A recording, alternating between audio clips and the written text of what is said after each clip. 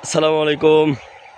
পছন্দের ফুল কাঠগোলাপ আর কৃষ্ণচূড়া এ দুটির সাথে নিয়ে একটি সুন্দর দর্শনীয় স্থান ভিজিট করব।